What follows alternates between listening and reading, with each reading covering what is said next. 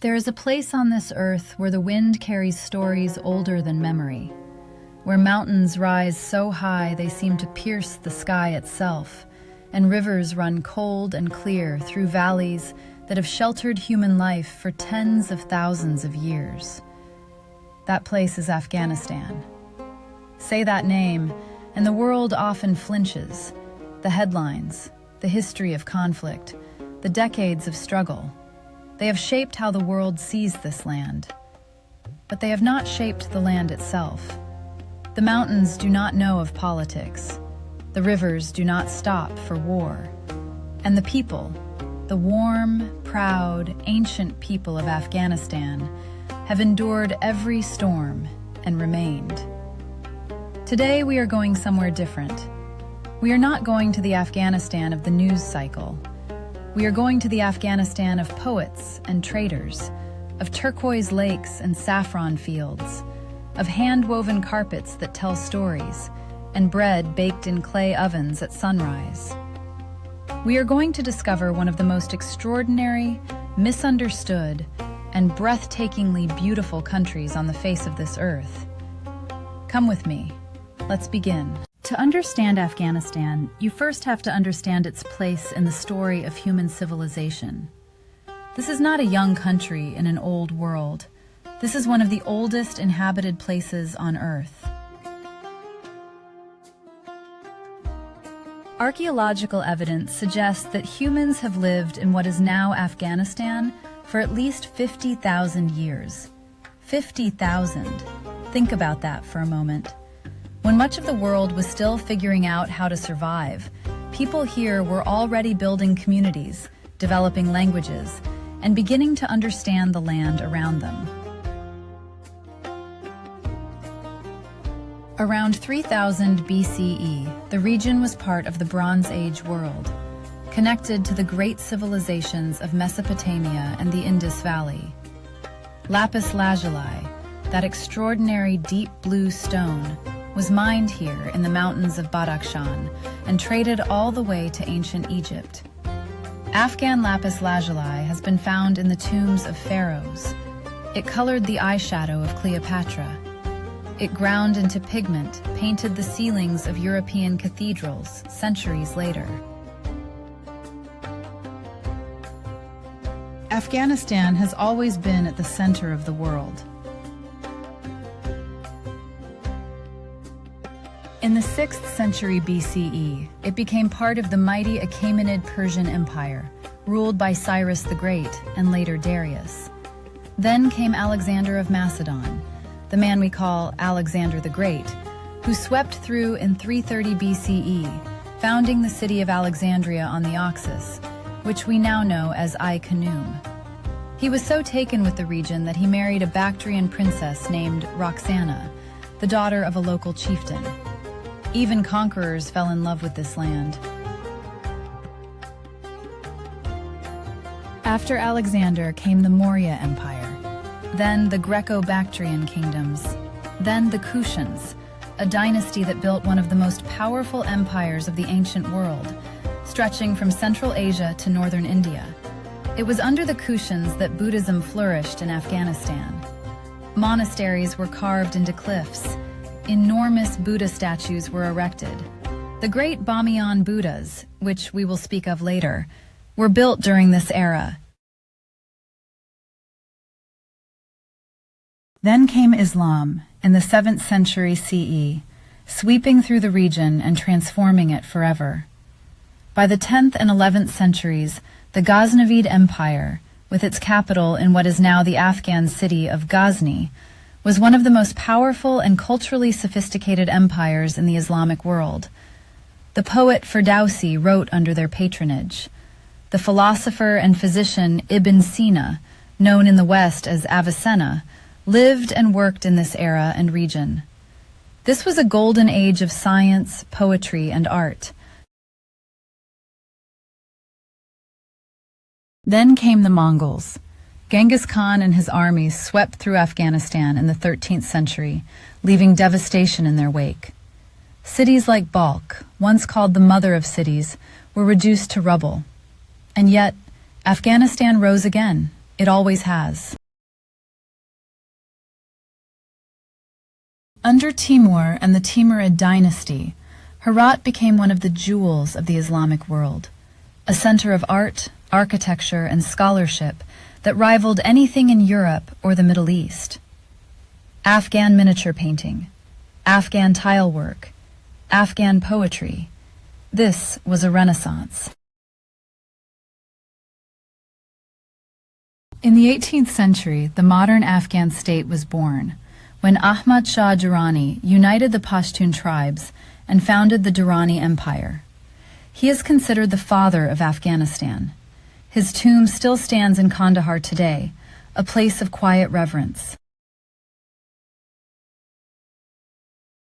The 19th and 20th centuries brought the Great Game, the rivalry between the British and Russian empires for control of Central Asia, and with it, war, manipulation, and border drawing that still echoes today. Afghanistan was never colonized, but it was never left alone either. And through it all, every invasion, every empire, every century of change, the people of Afghanistan remained resilient, complex, proud, and deeply, beautifully human. If you asked most people to picture Afghanistan, they might imagine dust, desert, dry brown flatness.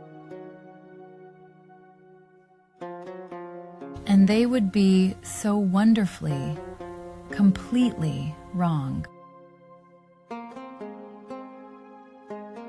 Afghanistan is one of the most geographically diverse countries in all of Asia.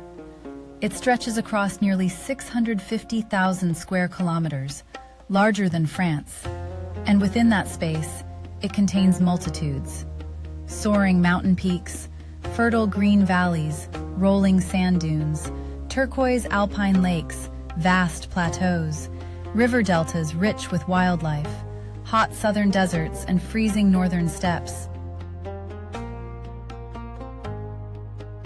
At the country's spine runs the Hindu Kush mountain range, one of the great mountain systems of the world. These peaks rise above 7,000 meters. The name Hindu Kush is thought to mean kills the Hindus in Persian, a grim acknowledgement of just how treacherous these passes were for ancient travelers crossing from the Indian subcontinent. And yet people crossed them again and again for centuries, because on the other side was a world worth reaching. In the northeast, the mountains become even more extreme. The Wakhan Corridor, a thin strip of Afghan territory that reaches east to touch China, is one of the most remote and spectacular landscapes on Earth. Snow leopards still move through these mountains. Marco Polo sheep with their great curling horns roam the high ridges. It is a world so wild and untouched that it feels like another planet.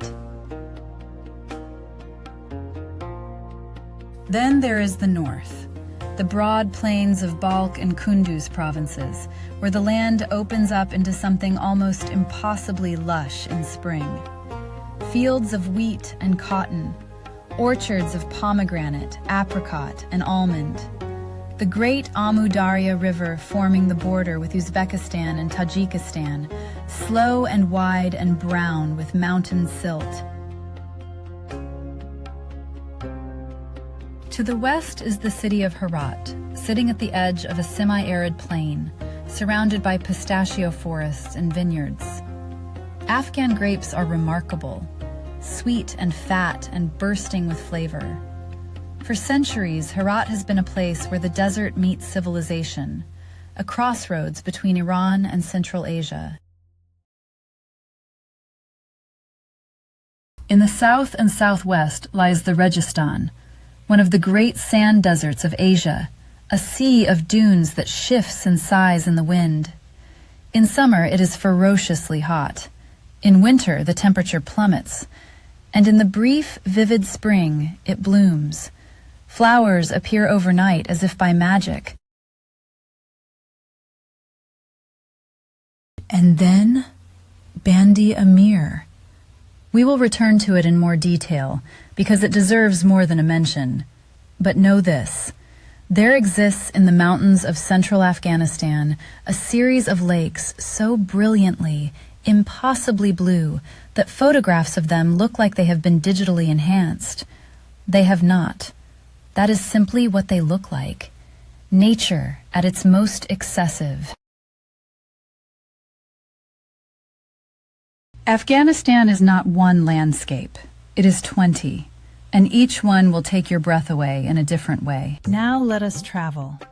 Let us move through this country and visit the places that have made travelers, poets, and wanderers fall helplessly in love with Afghanistan across the centuries. Our first destination sits in the heart of Hazarajat, high in the mountains of Bamiyan province, at an altitude of nearly 3,000 meters above sea level. Bande Amir. The name means Dam of the King, and what a kingdom these waters create. There are 6 lakes here, separated by natural dams made of travertine, a mineral deposited by the mineral-rich spring water that feeds the lakes. Over thousands of years, these natural dams have built up into walls of pale stone, and behind them the water has pooled into lakes of the most extraordinary deep blue imaginable. Cobalt, sapphire, electric, almost glowing, against the reddish cliffs and the brown desert landscape around them. The largest lake, Bandi Hebat, stretches for 3 kilometers. The smallest, Bandi Pudina, is tiny and jewel-like. Standing at the edge of any of them, looking down into waters so clear you can see the bottom, while eagles circle overhead, it is an experience that resets something inside you. Bandi Amir became Afghanistan's first national park in 2009. It is sacred to local people, many of whom believe the lakes were created by Ali, the cousin and son-in-law of the Prophet Muhammad.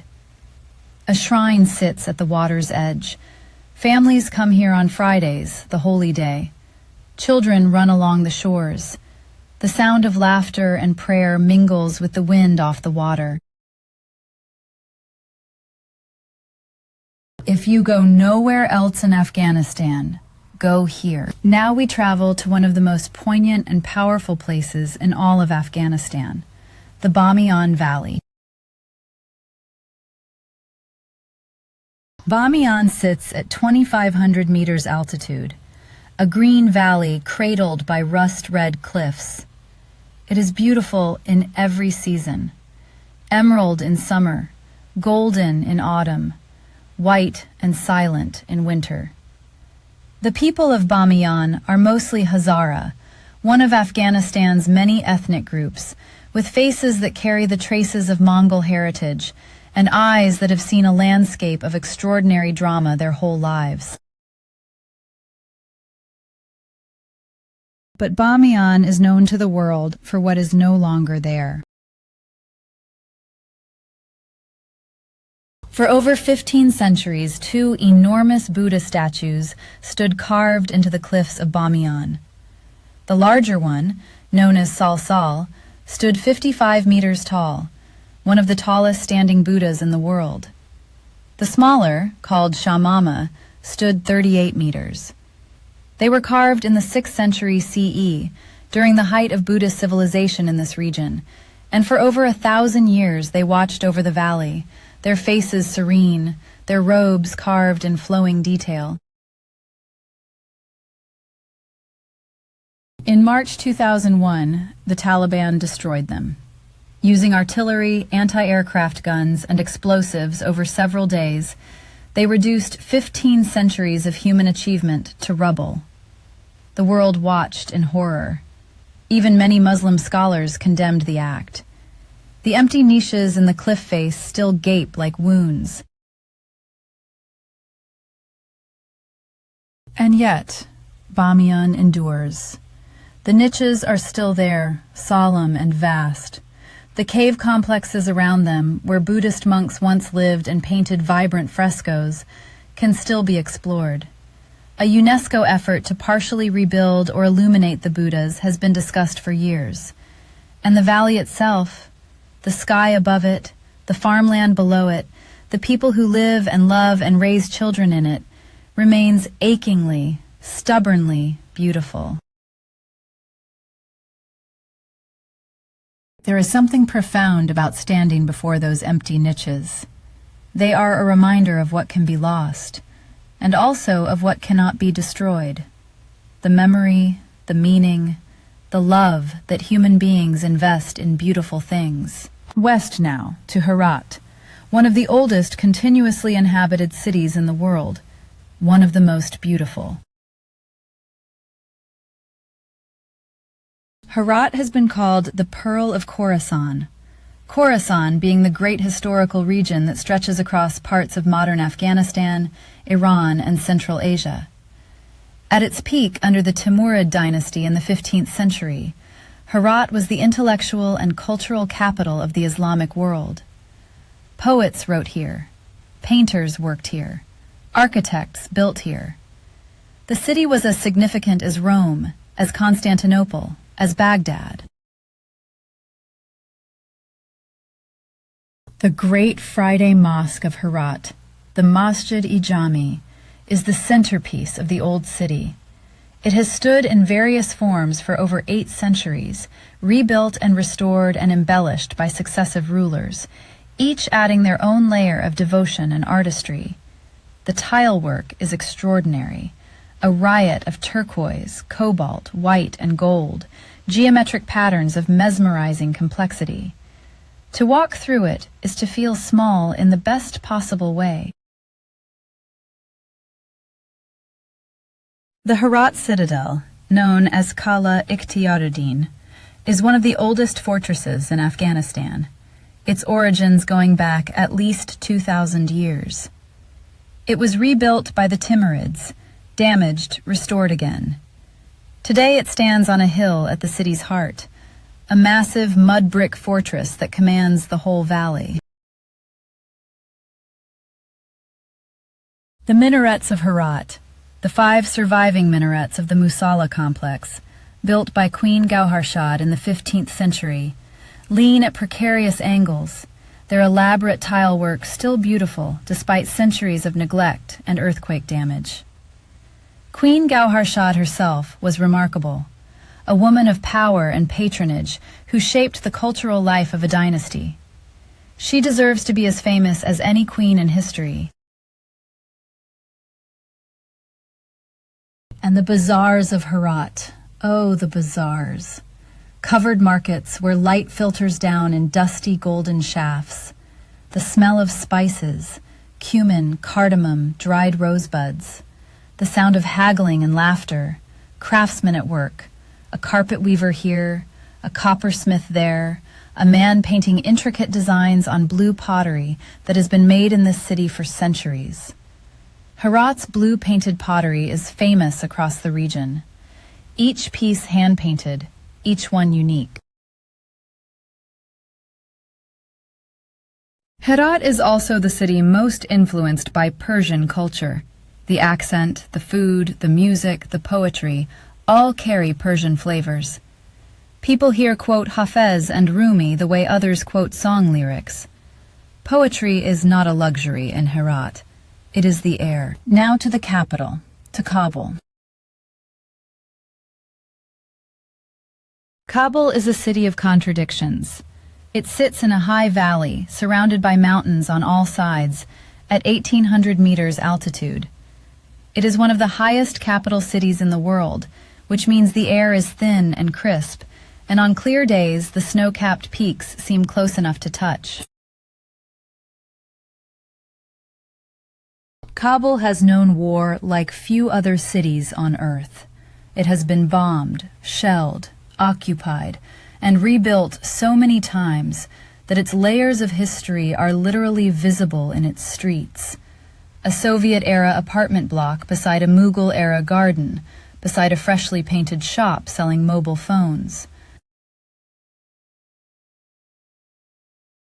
And yet Kabul lives. It breathes. 3 to 4 million people call it home, making it one of the largest cities in Central Asia. The gardens of Babur, Bagh-e-Babur, are one of the city's great treasures. Babur, the founder of the Mughal Empire, loved Kabul above all cities. He was born in Fergana, conquered Samarkand, won Delhi, but it was Kabul he asked to be buried in. His tomb is here, in gardens he designed himself, gardens that have been lovingly restored and that offer shade and silence and the sound of water in a city that is often neither quiet nor cool. The National Museum of Afghanistan, despite suffering terrible looting and damage during the Civil War, still contains extraordinary artifacts. Pieces of the Bactrian horde, Kushan sculptures, Gandharan Buddhist art. It is a museum of a museum, in a way, a place that has itself survived. Kabul's Chicken Street, a famous bazaar road, has been a gathering place for travelers, traders, and adventurers for generations. In the 1970s, it was on the hippie trail, full of young Westerners making their way across Asia. Today, it sells carpets, antiques, lapis lazuli jewelry, embroidered fabrics, and the sort of beautiful, practical things that Afghans have always made. Kabul is not an easy city, but it is an alive city, ferociously, stubbornly, astonishingly alive. Finally, in this section, let us visit Balkh, one of the most ancient cities in the world. Balkh in northern Afghanistan is called al-Bilad in Arabic, the mother of cities. It is one of the oldest urban settlements on Earth, possibly founded as early as 2500 BCE. Zoroaster, the founder of Zoroastrianism, one of the world's oldest religions, is believed to have been born here. Alexander the Great stopped here. The great trade routes of the ancient world passed through here. Today, the old city of Balkh is largely ruins, mud walls and the traces of ancient streets, slowly being reclaimed by the earth. But the ruins are vast and haunting and utterly compelling. Walking through them, you feel the weight of time in a way that is almost physical. The shrine of Khwaja Abu Nasr Parsa, a beautiful 15th century mosque with a distinctive tiled dome, still stands and functions in the modern town of Balkh. Its blue and turquoise tilework glows in the afternoon sun. Pilgrims come. Pigeons wheel overhead. Nearby, the city of Mazar-e Sharif, the regional capital of the north, contains the stunning Blue Mosque, or Shrine of Ali, one of the holiest sites in Afghanistan. Legend holds that the body of Ali ibn Abi Talib, the cousin of the Prophet, is buried here. Whether or not the legend is true, the shrine is magnificent, a vast complex of blue-tiled domes and minarets, filled with white doves that have been sacred to the site for centuries. During Nowruz, the Persian New Year, thousands of people gather here to celebrate. It is one of the great spectacles of Central Asia. Let us sit down. Let us eat. Afghan cuisine is one of the world's great underappreciated food traditions. It sits at the crossroads of Persian, South Asian, Central Asian, and Mongolian influences, blending them into something entirely its own, generous, aromatic, hearty, and deeply satisfying. At the heart of Afghan cooking is rice, specifically pilau, the Afghan version of pilaf. There is arguably no better pilau in the world than what is made in Afghanistan. Kabuli pulao is the national dish of Afghanistan, and it is a thing of beauty. Long grain rice, the best Afghan rice from Kunduz or Helmand, is cooked in a broth made rich with lamb, caramelized onions, and lamb fat. Then it is topped with carrots, sliced into fine matchsticks and cooked in sugar until they become sweet, yielding jewels of deep amber. Raisins, the fat, dark raisins of Afghanistan, are extraordinary. Go in too, along with pistachios and almonds, toasted and fragrant. The whole thing is layered, steamed, and brought to the table as a mound of fragrant, jeweled rice, the lamb buried beneath it, tender enough to fall from the bone. It is eaten communally, often on a large, flat cloth laid on the floor, everyone reaching in together, tearing bread, sharing bites, talking and laughing. That bread, Afghan bread, naan, but not the naan you know from other cuisines. Afghan naan is long and oval, stretched by hand, and baked on the walls of a clay tandoor oven. It comes out with a slight char, crackling at the edges, pillowy in the middle, and smelling of wood smoke. There is no bread in the world quite like it. You can eat it alone, with nothing, and be completely satisfied. Then there is mantu, perhaps the most beloved of all Afghan comfort foods. Steamed dumplings, slightly bigger than a large gnocchi, filled with spiced ground beef or lamb and onions. They are served draped in a sauce of strained yogurt, then topped with a spiced tomato and split pea sauce, then finished with dried mint and a dusting of chili. Hot and cold, creamy and tangy, soft and slightly chewy all at once. It is extraordinary. Ashak is another dumpling, this one filled with leeks, an unexpected, delightful filling that turns this humble vegetable into something elegant. Serve the same way as mantu, with yogurt and tomato sauce. The leeks become sweet and yielding inside the pasta wrapper, and the whole thing is deeply comforting. Bolani is one of Afghanistan's great street foods. A flatbread stuffed with mashed potato, leeks, or pumpkin, then pan-fried until golden and crispy. It is sold at market stalls, eaten on the go, shared between friends. Simple food, done perfectly. The kebabs of Afghanistan deserve their own documentary. Chapli kebab, from Kandahar and Peshawar, is made from ground beef seasoned with coriander, cumin, green chili, and tomato, then formed into flat patties and fried in fat until they develop a dark, lacquered crust. They are eaten in bread, with fresh onion, with chutney.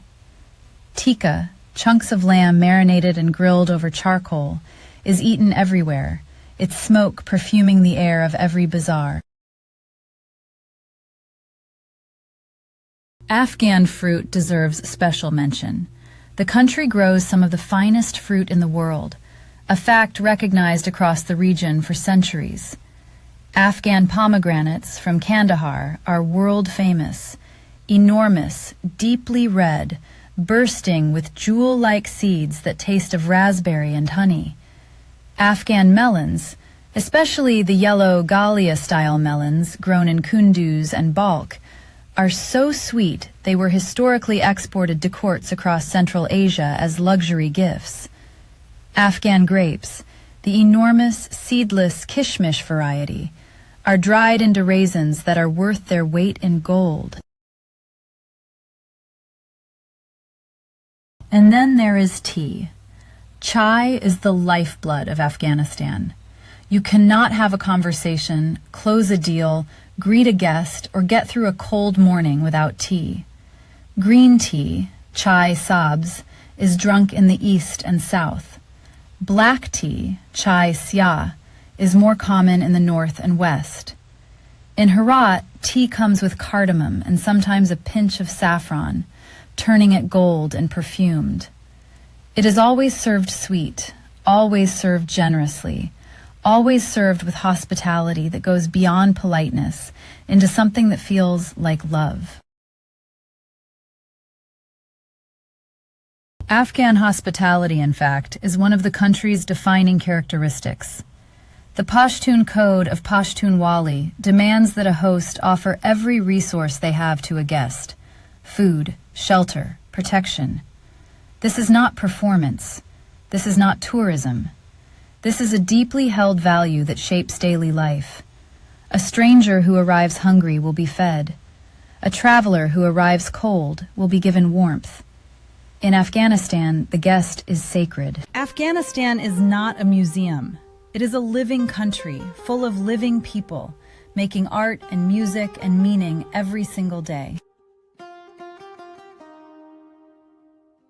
The rubab, a plucked string instrument with a warm, resonant sound, is the national instrument of Afghanistan.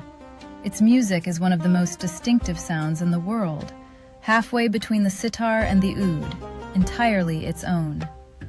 Afghan classical music has a tradition going back centuries, and musicians in Kabul, Herat, and the diaspora communities of the world still play and teach it, keeping it alive. Afghan poetry is a world unto itself. The country has a remarkable literary tradition, particularly in the Dari language, a form of Persian, and Pashto. The great Sufi poet Rumi, born in Balkh, is now the best-selling poet in the United States. Most people who read his words do not know he was Afghan. Now you do. The Landai is a form of Pashto oral poetry, traditionally composed and recited by women. These are short, two-line poems, devastating in their precision and emotional power. They speak of love, grief, war, longing, and resistance. For centuries, Afghan women's literary voices found their outlet in this form, passed orally from woman to woman, mother to daughter. Afghan carpet weaving is a tradition of world renown. Every Afghan carpet is handmade, taking months or even years to complete. The patterns, geometric, with borders of intricate repeating motifs, vary by tribe and region. A Turkmen carpet from the north looks nothing like a Baluch carpet from the south. Each one is a record of culture, of memory, of the particular landscape and history of the people who made it. Afghan carpets hang in the great museums of the world and on the floors of palaces. They are also in ordinary homes, because beauty should be lived with. After the Soviet invasion in 1979, a new tradition emerged: the war rug. Afghan weavers began incorporating the imagery of conflict into their carpets. Tanks, helicopters, Kalashnikovs, grenades. These extraordinary objects are a form of witness. They are art that says, "We saw this. We will not pretend we did not see it. And we will make it beautiful, because that is what we do." Buzkashi is Afghanistan's national sport, and it is unlike any sport in the world. Two teams of horse riders compete to grab the headless carcass of a goat or calf and carry it around a flag before depositing it in a scoring circle. It is ferocious, spectacular, ancient, and completely captivating. Played on open plains in winter and spring with hundreds of spectators, it is less a game than a display of horsemanship so skilled it approaches art. Afghan embroidery, particularly the intricate needlework of Kandahar and the mirror-work embroidery of the South, is some of the finest in the world. Women working on these pieces spend hours, days, weeks, creating patterns of astonishing complexity with silk thread and tiny shards of mirror glass that catch and scatter the light. The skill is passed from mother to daughter, grandmother to granddaughter. And kite flying. In the story of Afghan culture, kite flying holds a particular and poignant place. It was banned under the Taliban, a prohibition that tells you everything you need to know about what it meant to people. The sport of kite fighting, where specially coated strings are used to cut the strings of rival kites, is called Gudi Paranbazi. Over Kabul, on any clear afternoon when it has been possible, the sky fills with kites. To see it is to understand something deep and important, that joy is not a luxury. Joy is necessary. Joy is an act of resistance. Now, the facts. The extraordinary, surprising, little-known truths about this country that has surprised the world so many times before. The Wakhan Corridor, that thin strip of Afghan territory reaching east to China, was deliberately created during the 19th century as a buffer zone between the British and Russian empires. It is one of the most isolated and rugged inhabited regions on Earth. The people who live there, the Wakhi people, are a remarkable community, having survived at altitude in extreme conditions for centuries. Afghanistan produces more than 85% of the world's legal and illegal opium, a fact with enormous geopolitical and humanitarian consequences. But here is what is less known. Afghanistan also produces the finest saffron in the world. Grown in the fields around Herat, Afghan saffron has won international competitions multiple times and is considered by many chefs to be superior even to the celebrated saffron of Iran. Farming saffron is legal, profitable, and beautiful. The fields turn purple with flowers every autumn, and the work of hand harvesting the tiny crimson stigmas is extraordinary. Afghanistan is one of only a handful of countries in the world that has never been fully colonized by a foreign power.